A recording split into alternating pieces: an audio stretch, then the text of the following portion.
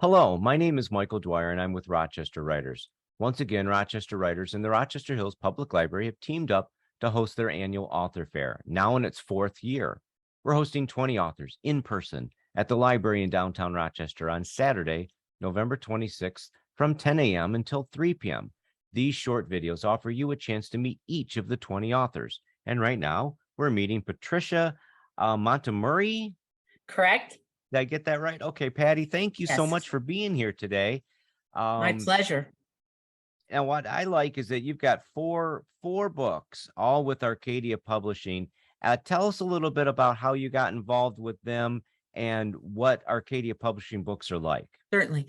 I'm a former Detroit Free Press reporter, and one of my specialties during my years as a writer there was in covering the Catholic Church, both locally and internationally. And when I took a buyout several years ago, I decided I wanted to do some other work. And one thing I looked into was writing about local Catholic history and institutions and legends. My husband's family, my in-laws were architects who built a lot of churches in the Detroit area. And they were also the original founders of a stained glass factory in the city that operated from 1861 to 1970. So there was a lot of family history tied to local churches and landmark institutions. And so with Arcadia, the Arcadia Publishing line is noted for coverage of community history. They are the publishers of a lot of books you see in stores that have the sepia toned covers, and they cover a variety of topics all over the country and communities all over the country. So my books explore and illuminate all sorts of different institutions in the Detroit area. One of my books is about the Immaculate Heart of Mary Sisters of Michigan. And those are the sisters who were known for wearing royal blue habits, and they founded Mary Grove College, and they taught at all sorts of schools throughout Michigan and the Midwest and in other parts of the country.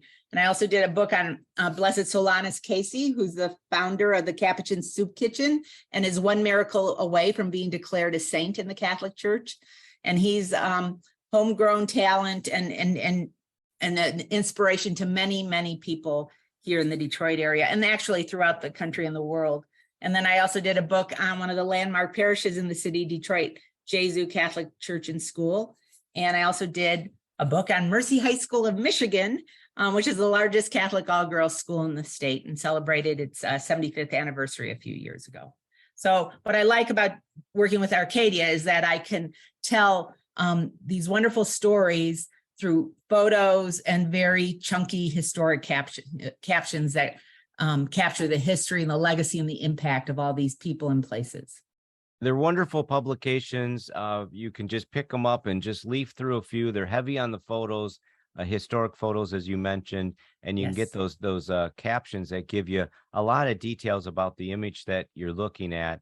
And they're great coffee table books or just breezing through quickly. But also when you cover the whole book, you've got a story about the topic.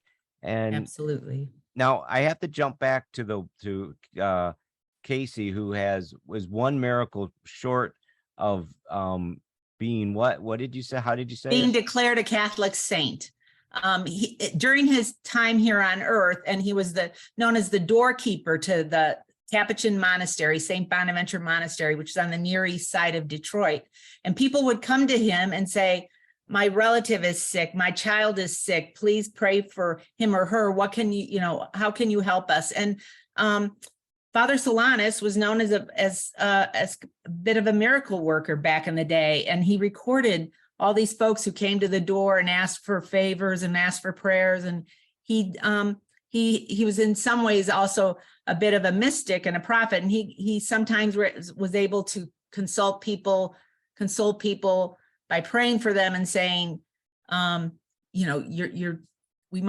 your time might be up on this earth, but know that, there's a better place ahead for you, as well as reassuring people and saying, your child will be okay. Your child will recover. And he co-founded the Capuchin Soup Kitchen. And then after his death here in Detroit in 1957, there was an effort made to record all his good deeds, all these healings, and present it to the Vatican in Rome.